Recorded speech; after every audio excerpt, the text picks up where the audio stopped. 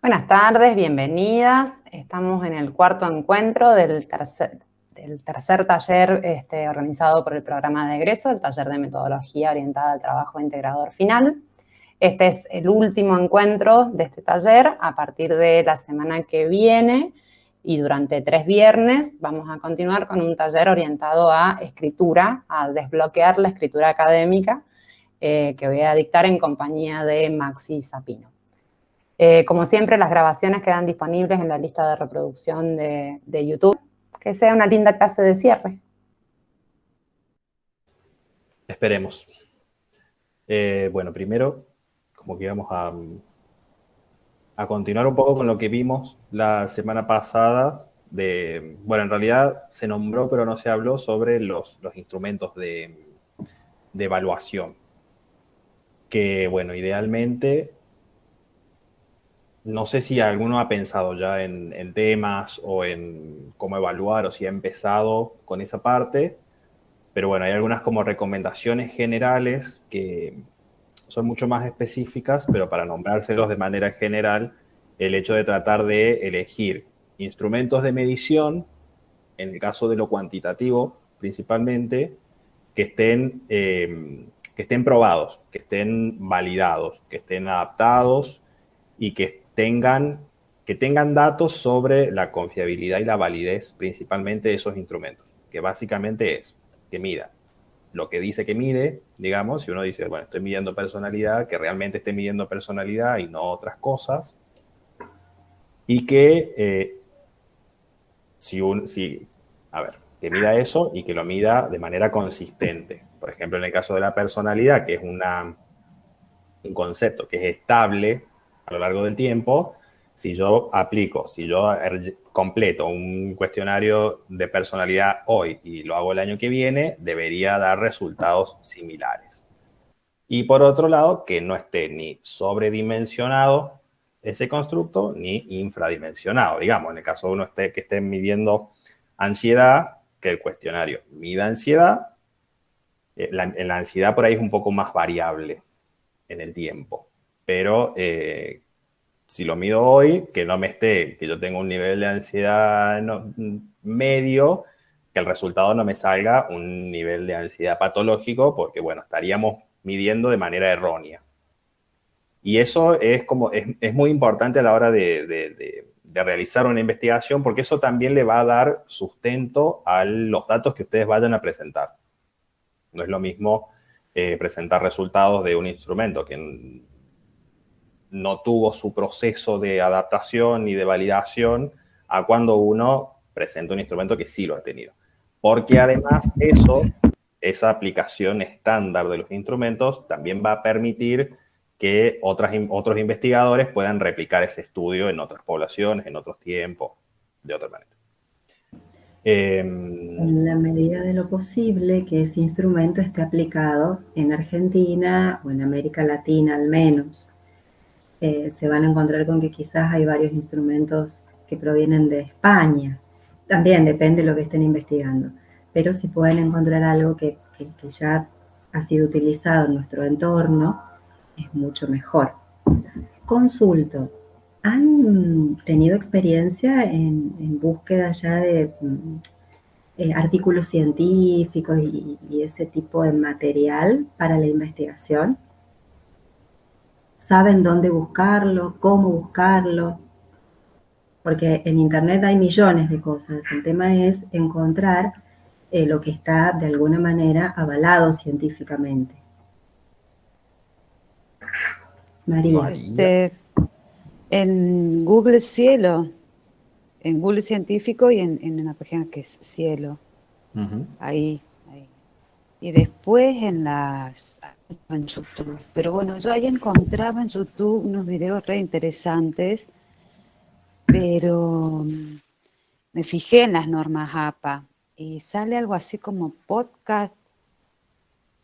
Los podcasts son como si fuera el Netflix, como si fuera una radio, digamos. Es como una radio porque es solamente audio a demanda. La gente graba como fragmentos de cosas de un tema, charlando sobre algo, y esos son los podcasts. por ejemplo, viste el debate del aborto en el año 18, que fue diputados y senadores. Yo podría utilizar de todas las personas que expusieron ese material, un fragmento de ese material. Ahí depende mucho del diseño que vos hayas elaborado para tu investigación o en el que estés pensando. Porque, por ejemplo, si no recuerdo mal, una vez habías planteado sobre estudiar las leyes. Sí. Las leyes que existen, digamos. Si tu objeto de estudio van a ser las leyes, eso quedaría, a mi modo de ver, salvo que lo incluyas de alguna manera, quedaría por fuera, porque vos lo que tendrías que buscar son esas fuentes documentales que son las leyes. Tal cual. Es muy posible hacer, por otro lado, como un análisis más discursivo de todos los argumentos que se dieron a favor y en contra de esa ley en particular. Ese también puede ser un diseño para investigar, digamos. Pero ahí esa fuente va a depender un poco de tu objeto de estudio, tu problema a estudiar. Bien, entonces solamente serían las leyes. Marina. De todos modos, Virginia, yo me fijaría, desconozco en el caso particular del debate de 2018 si está, pero los legislativos suelen tener desgrabaciones taquigráficas de sus debates y de sus sesiones. Entonces, no solo tendrías, no sé en particular el debate sobre aborto de 2018 por la cantidad de exposiciones que hubo, si hay desgrabación taquigráfica de todo, pero podrías usar no solo el material audiovisual, si congeniara con el diseño y el objeto de estudio, sino una transcripción, lo cual ya te acelera muchísimo las cosas. No tenés que estar pausando el video y buscando el fragmentito, sino que en algún lugar ya lo tenés escrito. Y eso se puede referenciar y citar como documento institucional oficial, o sea que es totalmente viable en tanto y en cuanto encuadre con el diseño y con el tema planteado. Claro. Entonces es importante tener en cuenta ahí el diseño. Claro, el diseño de mi ese problema que vos tenés para estudiar, digamos. Bien. A partir de ese problema vas a elaborar todo el diseño de cómo lo vas a abordar, qué vas a ir bien analizando de cada una de esas fuentes, digamos. Hay investigaciones que se hacen a partir de las noticias que salen a partir de un tema en particular, por ejemplo. Es decir, todas las noticias que salían en diarios nacionales relacionados al aborto, por ejemplo. Pero todo eso va a depender de cómo vos hayas planteado esa investigación junto con tu director, ¿no es cierto? Bueno, incluso en lo que es el diseño cualitativo no es mi fuerte. Quizá, Marina, vos me has dicho que tampoco sos una experta, pero seguramente lo manejas más que yo. El diseño también tiene que tener cierta rigurosidad. No es que tampoco uno va con algo abierto a decir, bueno, veo que encuentro y después analizo, porque también tiene como sus pasos para poder diseñar ese modo de recolectar información. Que en este caso también tendrías que tener un criterio de ese estilo. Así, bueno, si van a ser solamente leyes, el discurso de argumentativo de ese lado quedaría por fuera. Si vas a hacer un diseño de noticias, las leyes, o sea, analizar las noticias que salieron, las leyes quedarían por fuera. Pero todo depende de cómo vos construyas eso. Perdón, María. No, tal cual. No quiero avanzar y chamullar en un video de YouTube acerca de cosas que no son mi campo específico. Pero sí, que el diseño sea cualitativo no significa que es una alquimia imposible de elucubrar de qué se trata, ni que sea opaco. De hecho, muchas recomendaciones sobre diseños query apuntan a la transparencia. Si no se busca generabilidad, si no se busca replicabilidad, por lo menos tienen que estar claras cuáles fueron las operaciones que se llevaron a cabo, sobre qué material y con qué criterios, porque en última instancia, un montón de las cuestiones de diseño metodológico están sostenidas por decisiones y uno debería saber por qué tomó esas decisiones y con qué argumentos. Y poder transparentarlos, comunicarlos, compartirlos, por lo menos con la finalidad de esto, de que la investigación no sea un montón de operaciones ocultas en las que nadie se puede meter, que es también, digamos, alguno de los principios uno de los principios más importantes de la comunicación o de la escritura, que es lo que vamos a ver en el taller siguiente. Poder contar cómo produje, cuáles fueron las condiciones de producción de este saber específico, de modo tal que se pueda compartir y pueda... Se nos fue. Ser accesible a la reflexión de otros y otros. Te nos habías ido. Pero bueno, eso. Y siempre va a ser fundamental en cualquier diseño de investigación que puedan fundamentar cada una de las cosas que hacen. Decir, bueno, elijo este instrumento, ¿por qué lo elijo? Porque es idóneo para este problema. Incluyo estas personas, ¿por qué incluyo estas personas y en qué me están apoyando? ¿Incluís las leyes solamente nacionales? ¿Incluís las leyes nacionales, provinciales, las reglamentaciones? ¿Incluís instituciones? De poder justificar por qué lo haces y en qué te está aportando al trabajo que vos estás haciendo.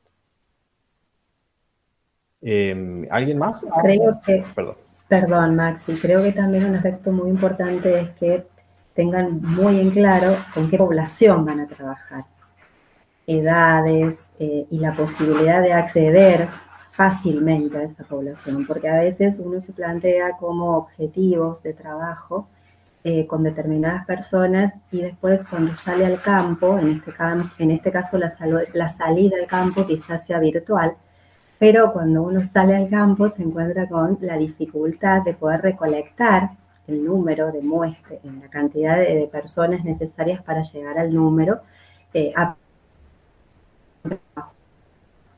Entonces, tengan en cuenta eso también. Sí, creo que una de las... creo que es políticamente incorrecto. Pero bueno, una de las razones también de reforzar el trabajo virtual en este caso es porque, bueno, tenemos como una obligación impuesta de que no podemos hacer lo que queremos cuando queremos por una cuestión sanitaria.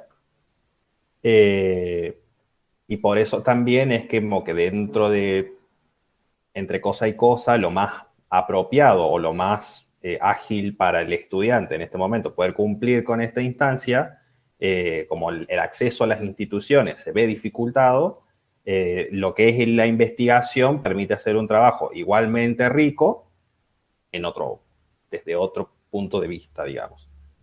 Y eso del acceso a la muestra es súper importante en el mismo sentido, digamos. O sea, tienen que poder... Uno tiene que hacer un trabajo que le interese, que le guste y que lo motive.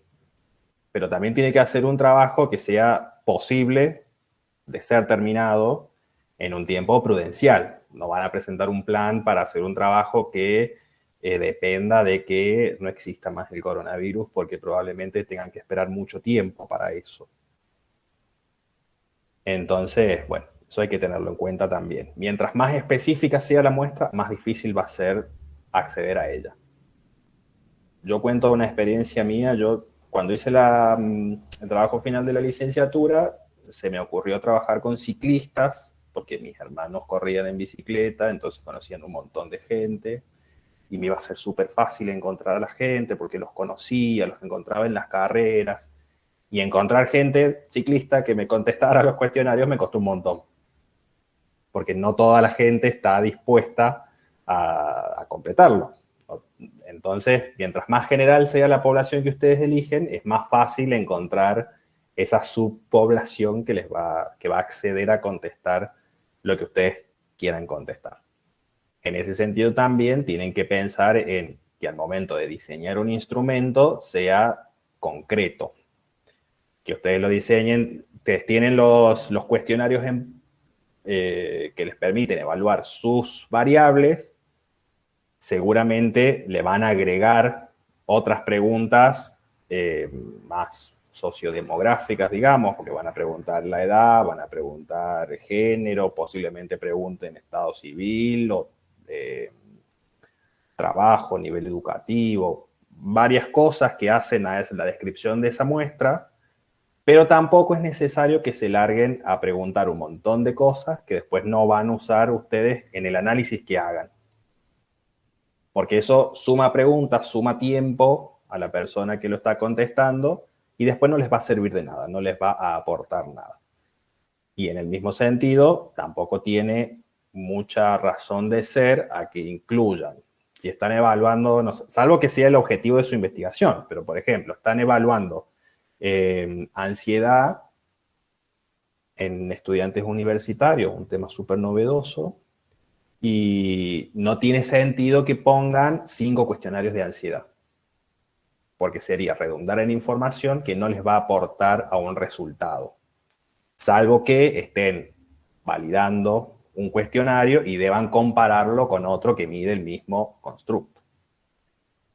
Pero bueno, es por eso, porque realmente agregar información que redunda en lo mismo no tiene sentido para la investigación.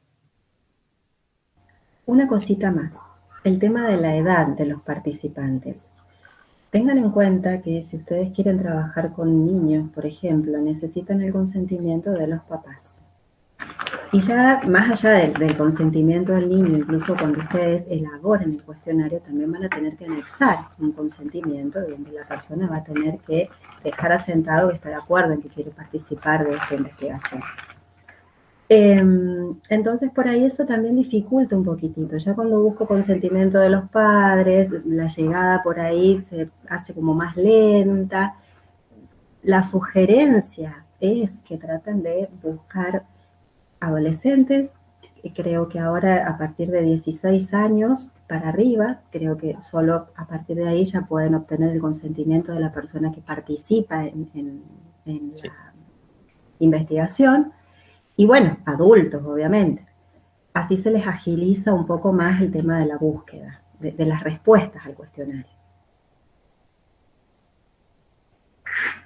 Sin necesidad por ahí de caer siempre en elegir la muestra de estudiantes universitarios, que es lo más accesible, que también sucede un montón, digamos, pero bueno, tienen que pensar también en eso, que hace la factibilidad, que es un poco de lo que hablábamos antes, creo que lo nombramos en la parte de la elaboración del proyecto, las partes del proyecto.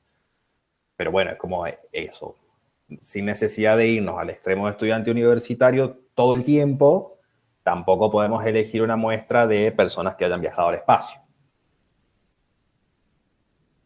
Vale. Yo por ahí para sumar y revincular con cosas que hemos ido charlando previamente. Tener en cuenta que estas decisiones en torno a la muestra no deberían estar guiadas única y exclusivamente por factibilidad y comodidad, ¿sí? No. Cada una de esas decisiones deberíamos poder revincularlas con el tema en estudio. Y en particular lo planteo como un doble límite. Un poco esto que hablaba Maxi, guarda con andar incluyendo así a la Bartola variables nuevas. En todo caso puede haber ideas ahí novedosas, pero habría que revisar si están justificadas o justificables, al menos en la literatura de referencia. Me tomo un ejemplo. Ansiedad en estudiantes universitarios. Bueno, pregunto sexo, género, edad, carrera, facultad, no sé qué, algunas cuestiones sociodemográficas que además me permiten incluir a esa muestra en un determinado desarrollo académico. Hago las preguntas en torno a ansiedad y de repente se me ocurrió que religiosidad es una variable que puede tener algo que ver. Sí, es posible, pero para incluirla y incluirla sensatamente, primero, ya no estoy únicamente en el tema de ansiedad, ¿sí? Y debería chequear qué es lo que me dicen los antecedentes respecto de cómo unas personas viven su ansiedad de acuerdo a sus creencias religiosas, ¿sí?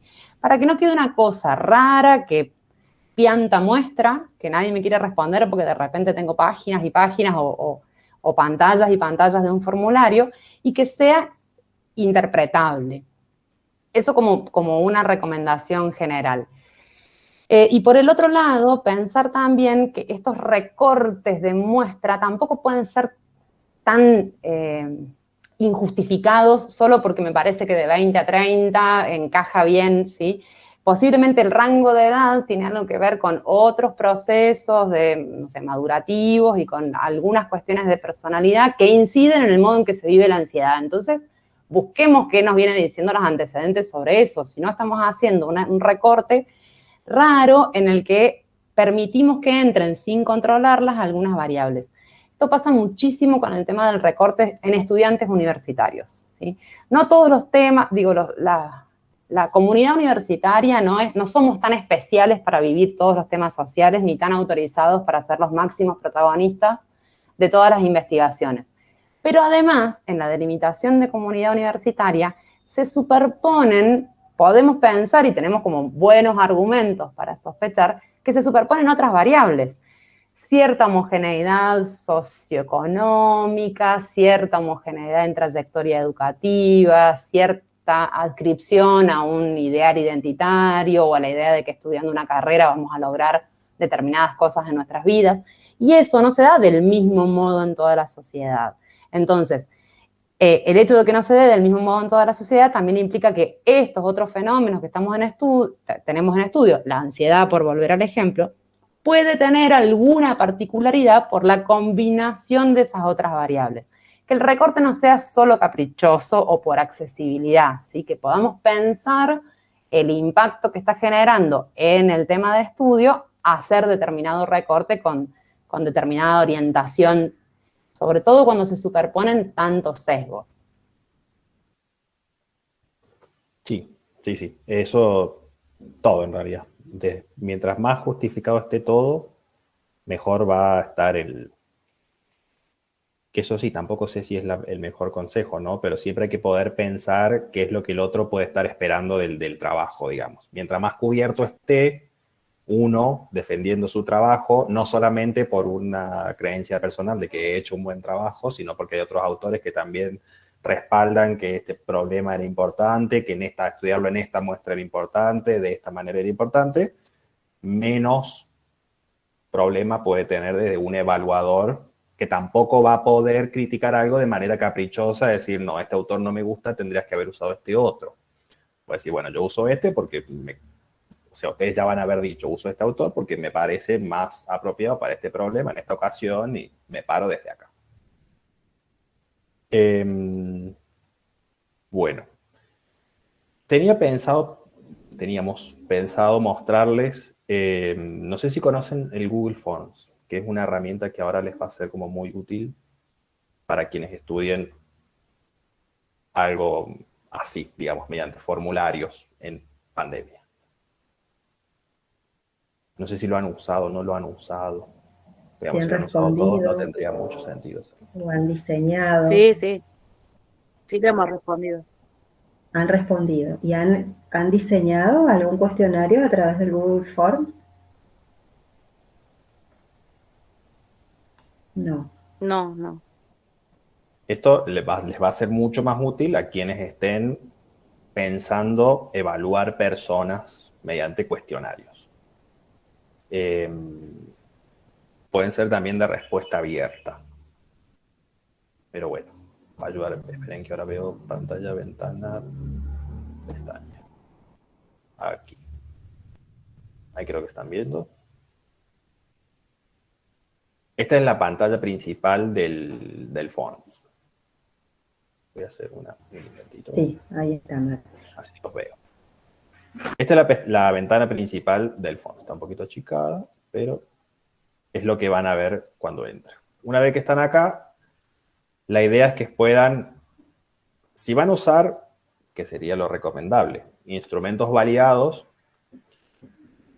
tienen que tratar de transcribirlos de la manera más fiel posible. No pueden cambiar consigna, no pueden cambiar preguntas, no pueden olvidarse de preguntas, no pueden cambiar el orden de las respuestas ni la cantidad de las respuestas, porque eso alteraría ese cuestionario, ese inventario, y alteraría la fiabilidad o la confiabilidad, digamos. Esos parámetros se basan en un estudio de ese instrumento aplicado de esa manera. Y bueno, lo ideal sería, cuando es así algo online, el consentimiento informado lo tienen que solicitar igual. Entonces, lo primero que deberían agregar es la descripción del estudio que ustedes están haciendo, comentar quiénes son los responsables de ese estudio, idealmente ustedes junto con sus directores, y explicar todo lo que le puede pasar a la persona. Tiene que saber qué es lo que va a contestar, sobre qué temas, tiene que saber que puede participar, o sea, que va a participar voluntariamente, si va a recibir algún beneficio o no a partir de eso, y también que puede retirarse en cualquier momento. Que a pesar de que tiene más sentido eso en lo presencial, porque acá digamos el que se quiere retirar, cierra la pestañita y se va, pero igual tienen que ponerlo en lo que es el consentimiento informado y con una pregunta para que la persona explícitamente diga que desea participar en el estudio. Y luego de eso van a ir agregando todas las preguntas. En este caso, ya manda la primera, si no, van agregando desde el más, este que tienen acá, y es bastante intuitivo el Google, como casi todas sus herramientas. Pueden ponerle edad, en este caso ya directamente va cambiando el tipo de respuesta a lo que cree que uno está preguntando. En este caso pone respuesta corta, la persona va a poder contestar de manera breve.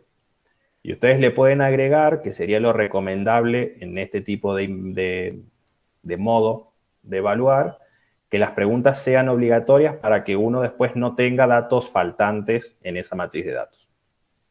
Entonces se pone obligatorio y no les permite a quien está contestando avanzar la página sin haber contestado todas las preguntas obligatorias. Y otra cosa que pueden agregar en este tipo de pregunta es la validación de la respuesta.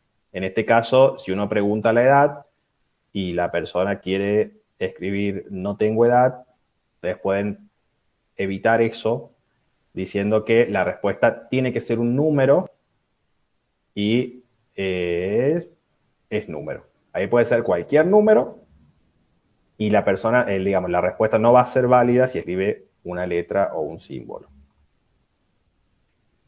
Quienes escriban texto, por ejemplo, alguien que quiera que la persona escriba libremente algo, también pueden poner una cantidad de, por ejemplo, tienen que escribir al menos, es solamente en caracteres, no hacer un conteo de palabras. Pero bueno, es decir, tiene que escribir al menos 500 caracteres. Entonces la persona va a tener que hacer una respuesta un poco más larga de lo que ustedes están, no serviría para la edad, pero para otra pregunta que tenga esas características, pueden tener, especificar ese tipo de cosas, esa prueba de la respuesta antes de que se envíe el formulario. En el caso de que, por ejemplo, el género, ya con esa adivinanza que como Google nos conoce siempre, pueden ir acá agregando la respuesta de manera más fácil. Mujer, hombre, prefiero no decir otro. Si ustedes tienen otras categorías que quieran usar, van agregando las que a ustedes les parezca, ¿no? Y después, otra cosa que yo les quería mostrar, que suele ser común. En el caso de los cuestionarios o los inventarios, hay dos maneras de presentarlos en este tipo de herramienta. Una es hacer una pregunta por cada ítem del cuestionario. Y la otra manera es hacer cuadrículas. En este caso, lo que hacen es, porque por ejemplo hay muchos cuestionarios que tienen 15, 20, 40 preguntas, pero las respuestas son siempre el mismo tipo de respuestas, las mismas 4 o 5 opciones, como por ejemplo los cuestionarios que tienen escalas Likert en el modo de contestar. Entonces, en ese caso, se puede poner en las columnas, que vendrían a ser esas opciones, por ejemplo, un cuestionario que diga poco, más o menos, y mucho. Esas serían las 3 opciones que puede elegir la persona para cada una de las preguntas. Vamos a poner la pregunta fila 1, fila 2, fila 3, fila 4, fila 5. Y eso crea como una grilla de preguntas, que la vamos a ver si me deja acá. No me va a dejar.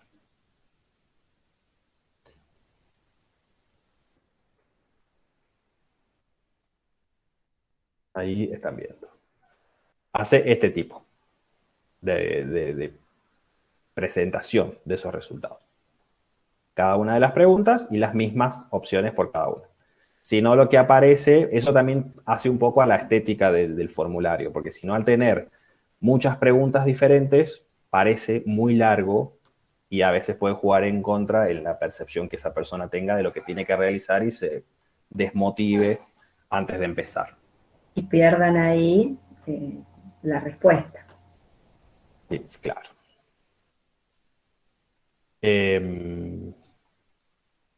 Otra opción que tienen acá es ir separando los diferentes cuestionarios en secciones e incluso ir derivando algunas respuestas a diferentes secciones del formulario. Por ejemplo, es algo común con el consentimiento informado. Por ejemplo, que la persona quiere, una persona que dice que no quiere contestar lo que ustedes le han pedido. Ustedes pueden agregar una pregunta, la vamos a agregar acá. Consentimiento informado, por ejemplo, varias opciones. Sí y no. Y ustedes después tienen como agregan eso en una sección por separado, entonces la persona que, por ejemplo, permite esta opción de ir a la sección según la respuesta. Quien responde que sí acepta participar en su estudio, va directamente a la sección 2, que acá no tiene título, pero serían las preguntas. Y quien contesta que no, le pueden poner enviar el formulario. Entonces ni siquiera necesita ver el tipo de preguntas o nada de lo que está presentado ahí. Y así lo pueden hacer también con, no sé, a ver, lo aplican a diferentes grupos. Entonces ponen una pregunta en la que presentan esa característica que a ustedes les va a permitir separar a los grupos. Un grupo va a contestar un formulario, otro grupo va a contestar otro formulario. Entonces así, si lo agregan por secciones, van a poder separar automáticamente a esos grupos. La verdad es que no tiene mucha ciencia más que esa. No sé si se va entendiendo o quieren hacer alguna pregunta en particular al respecto. Para no aburrir tanto con nosotros. De todas formas, se trata de ir probando, de ir animándose, ir ejercitando. Sí, y como uno de los consejos principales al respecto, no empiecen a evaluar directamente a la muestra que ustedes pretenden evaluar. Antes ustedes lo diseñan, lo plasman en el formulario y lo primero que tienen que hacer es una prueba piloto. Algún amigo o alguien cercano, algún compañero, algún familiar o alguien que pueda contestar y que ustedes puedan saber si el formulario funciona de la manera que ustedes quieren que funcione. Por ejemplo, en este caso, que si ustedes agregan secciones, que bueno, si yo contesto acá, voy a la sección que yo quiero que vaya y no a otro lado. Y que las respuestas que ustedes obtienen sean válidas. Que no sea que después ustedes empiezan a evaluar, lo mandan, lo distribuyen a un montón de personas y después esos datos no les sirven. La facilidad que tiene evaluar con este tipo de herramientas es que automáticamente también les crea una planilla con todos los resultados. Todas las respuestas van a plasmarse en una planilla que ustedes directamente la descargan, la procesan y la pueden cargar directamente a un programa estadístico.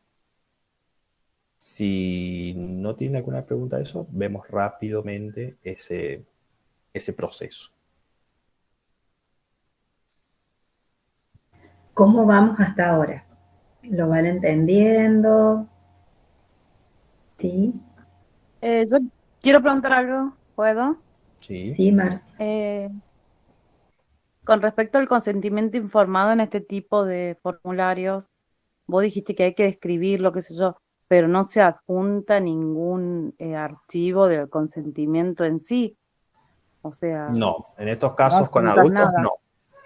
Vos tenés como Ajá. una respuesta explícita de la persona que desea, digamos. Vos no es que solamente lo describís y empezás el formulario, sino que lo tenés que exigir, digamos, una pregunta obligatoria que diga que sí desea participar en ese estudio, habiendo conocido todas esas condiciones que le explicás.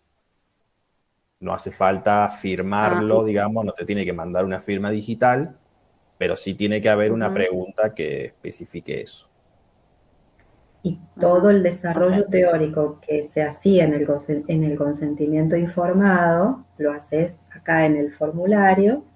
Finalmente, le anexas esta pregunta que decía Maxi, en donde debe quedar explícito que la persona está de acuerdo en participar o no. Y a su vez también es necesario que dejes asentado un mail de contacto para que esta persona, si tiene alguna duda o necesita más información en relación a la investigación antes de participar, se pueda comunicar con vos, o si quiere obtener información vinculada con los resultados a los que has arribado luego de hacer el análisis y el procesamiento de datos. Porque están en todo su derecho de solicitarte esa información también. Por ahí está bueno prever que creo que estaba incluido en el modelo de trabajo final que trabajamos en el taller anterior, me parece, no estoy segura. Pero está bueno prever si como equipo de investigación que se arma entre estudiantes y directores, si están dispuestos a brindar como devoluciones individualizadas o grupales, ¿sí? Que eso también se puede incorporar en esto que decía Maxi, aclarar cuáles son los beneficios que se pueden esperar de las investigaciones. En general tiene que ver con acceder a los resultados o a algún nivel de procesamiento de los resultados. Obtener una devolución de esta información que le estamos pidiendo a las personas que nos provean.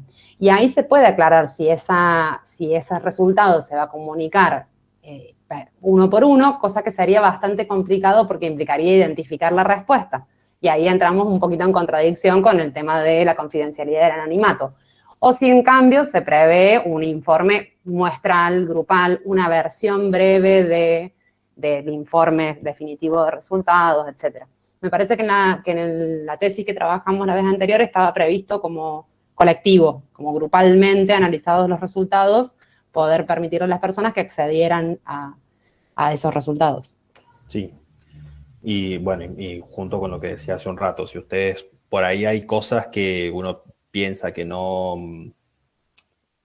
A ver, las investigaciones nunca son del todo neutras, pero hay temas que son un poco más delicados que otros, y aunque uno por ahí no crea que puede pasar, hay personas que responder cuestionarios acerca de determinados temas les puede despertar emociones desagradables o puede necesitar alguna orientación al respecto, algo que les surge a partir de lo que está vivenciando al contestar un cuestionario.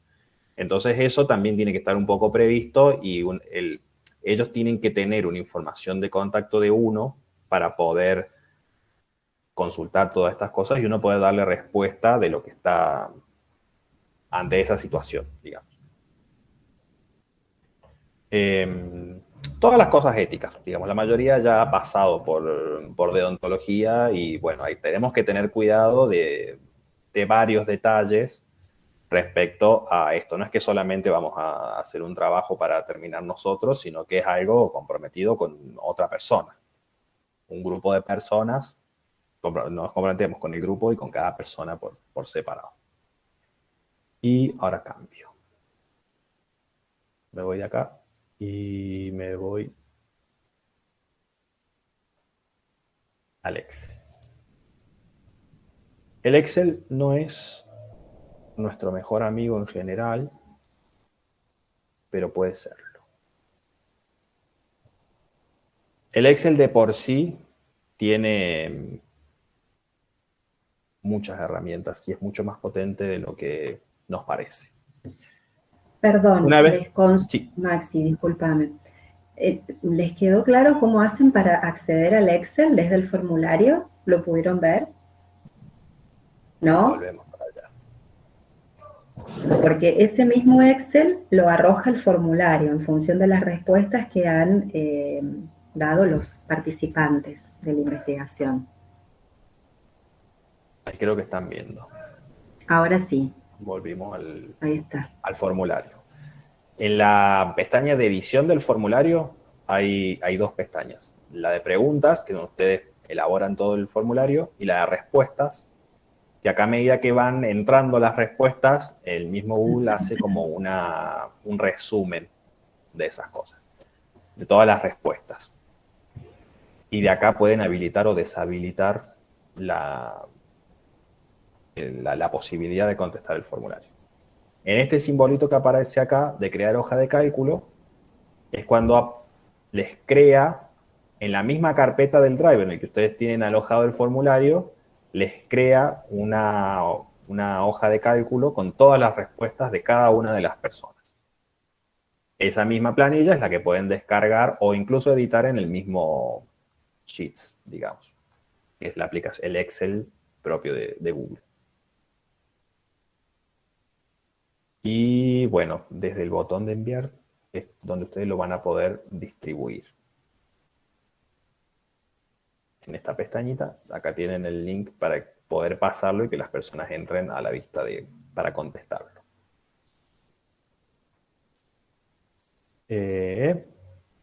Vamos al Excel.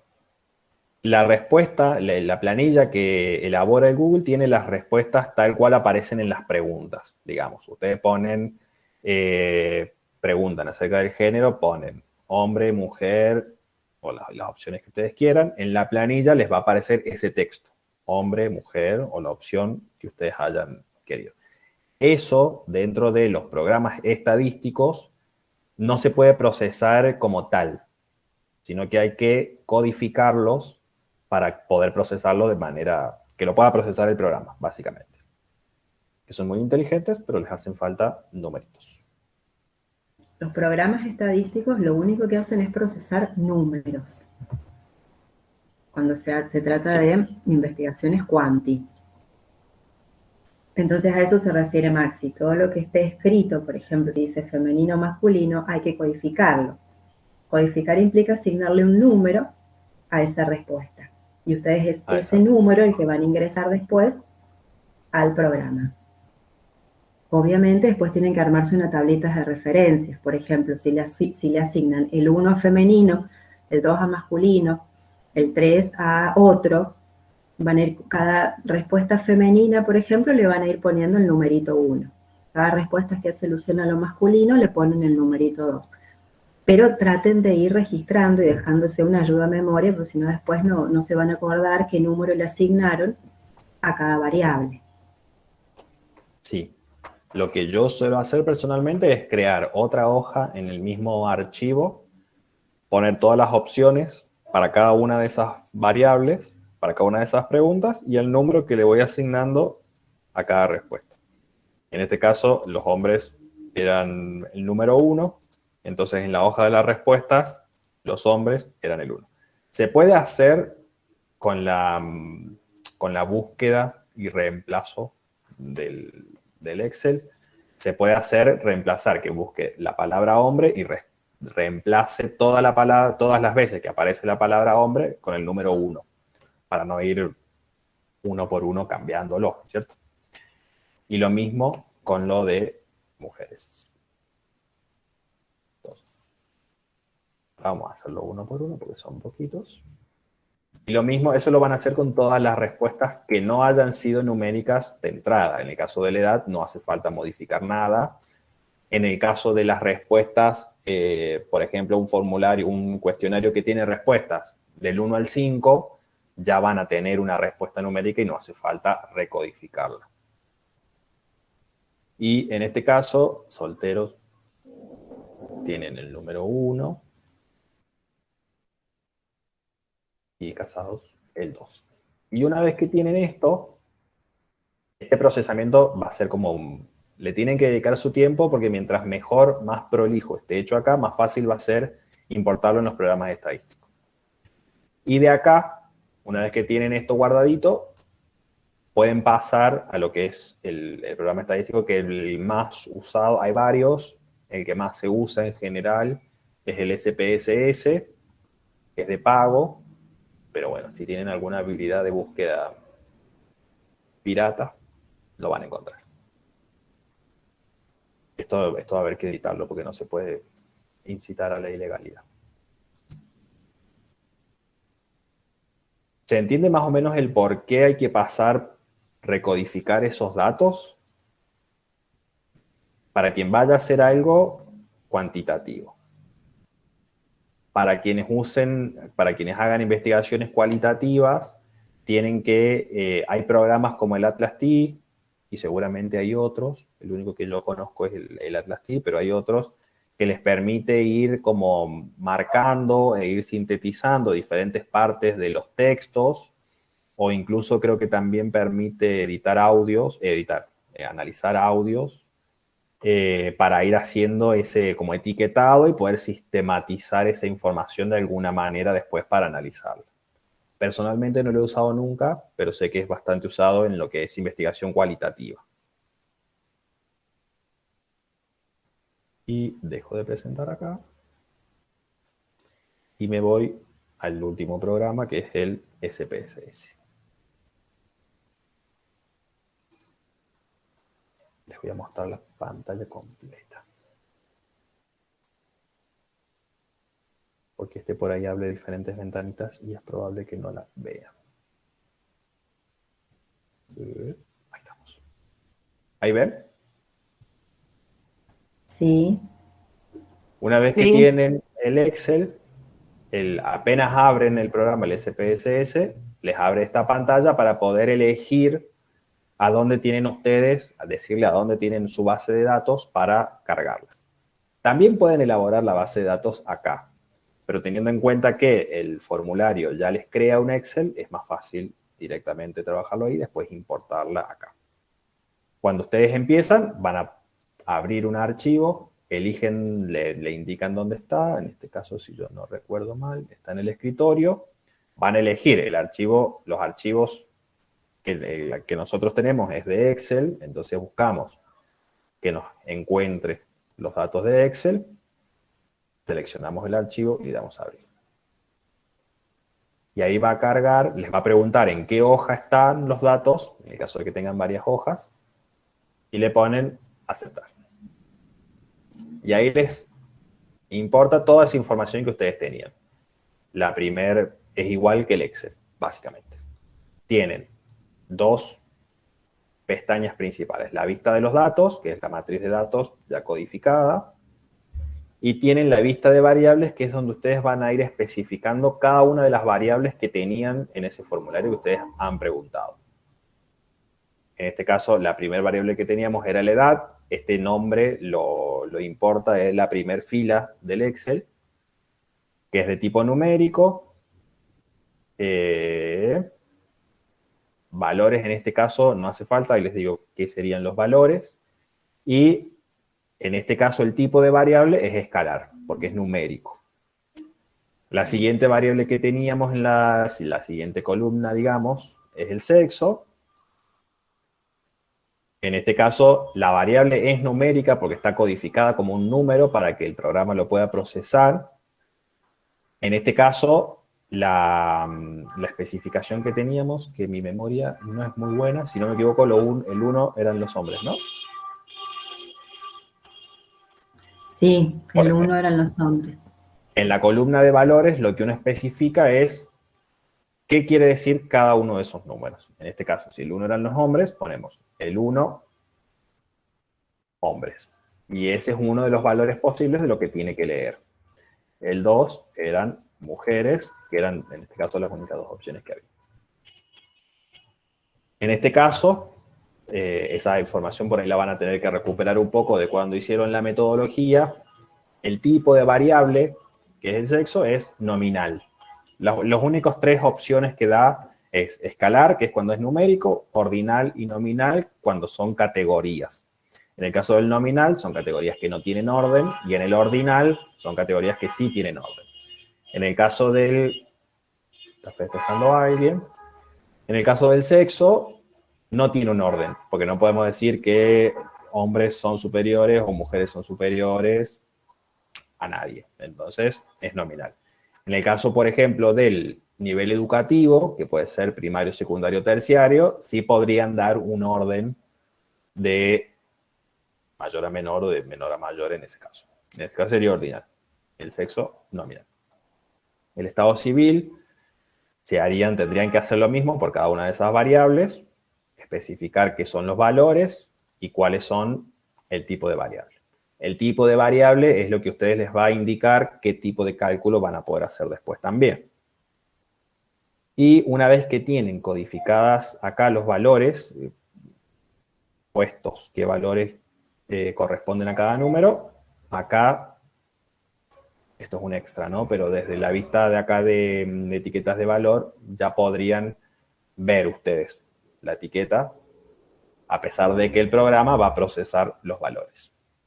Y una vez que tienen eso, ya después empieza el procesamiento estadístico propiamente dicho. Ahí van a tener que recuperar un poco de lo que es la metodología, ayuda de los directores y directoras o asesores metodológicos que también pueden ingresar. Desde la pestaña de transformar pueden calcular variables en el caso de que tengan, por ejemplo, un cuestionario de, no sé, 5 preguntas.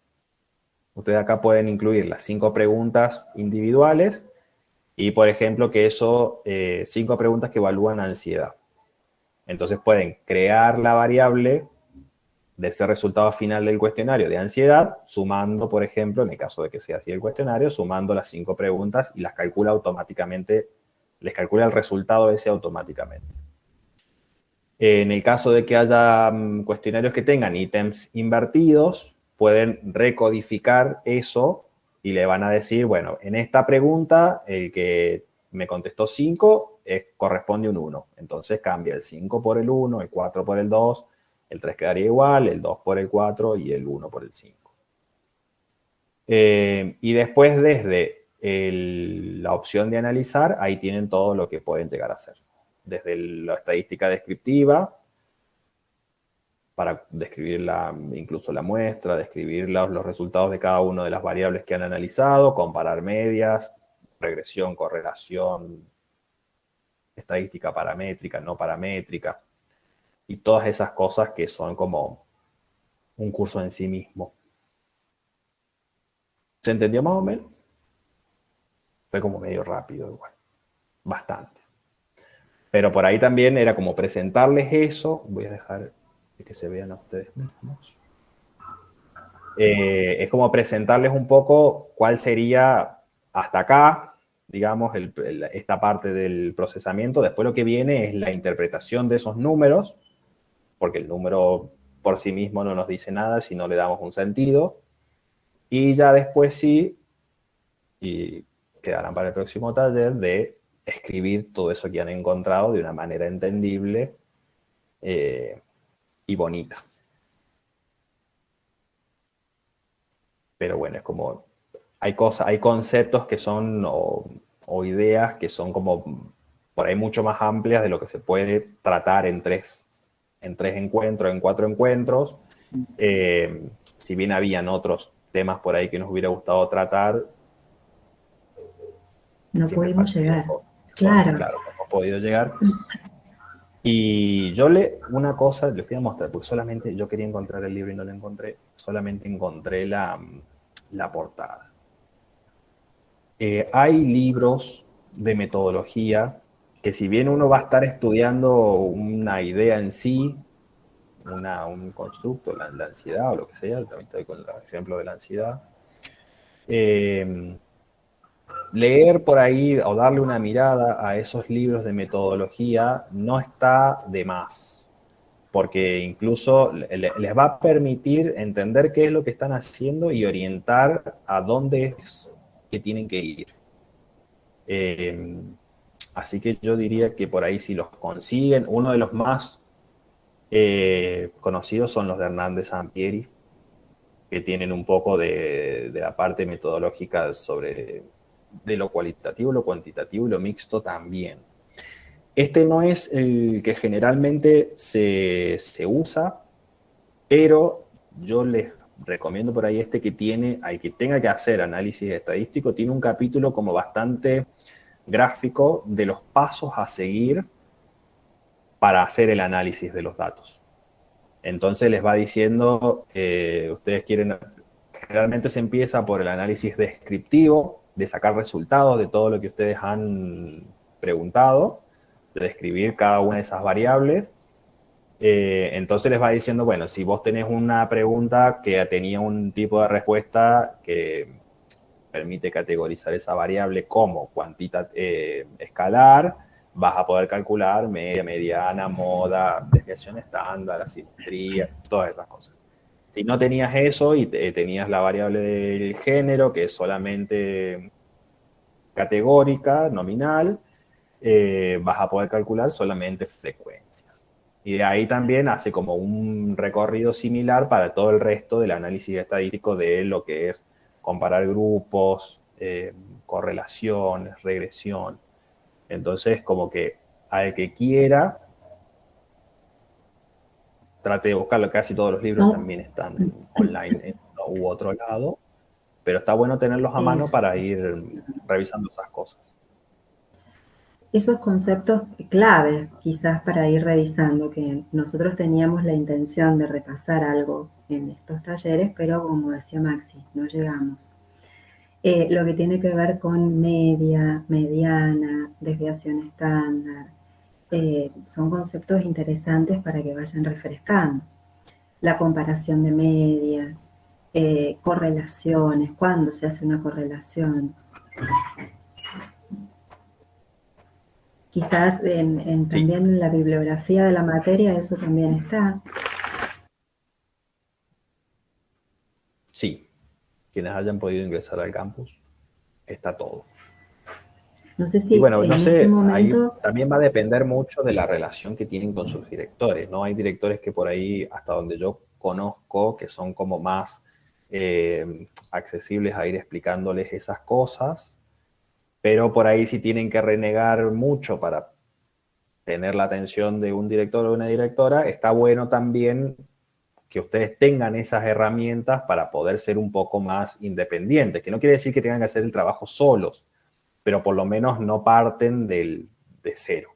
Yo como para sumar en lo que a mí respecta a este taller que nos han brindado, creo que queda también el mensaje de que cuando encaramos una actividad de investigación se activa un proceso como de meta-investigación, ¿sí? Estamos investigando este tema, esta cosa que delimitamos, que diseñamos, pero al mismo tiempo en esto de recuperar las curiosidades y las autonomías frente al conocimiento, saber que se puede explorar los procedimientos que estamos llevando a cabo y si surgen dudas también hacer como una investigación en paralelo de esto, ¿sí? Entonces eso abre un montón de puertas porque en vez de quedarme con la duda eterna de qué quiere decir hacer un análisis de contenido documental con 3 iteraciones y no sé qué, ya sé que hay espacios, además de espacios académicos y humanos y docentes, sé que tengo la biblioteca del universo disponible para googlear eso mismo. Bueno, y Maxi profundizará en la primera clase del último taller sobre búsquedas bibliográficas, pero eso mismo se me puede hacer algo entendible. Puedo ir a buscar cuáles son los procedimientos de análisis documental en función de su contenido y se me abrió un campo de conocimiento que es esencial para nutrir la propia investigación. Entonces, eso me parece como muy interesante, habilitar la curiosidad y habilitar la idea de que sobre donde haya una duda podremos resolverla también por cuenta propia.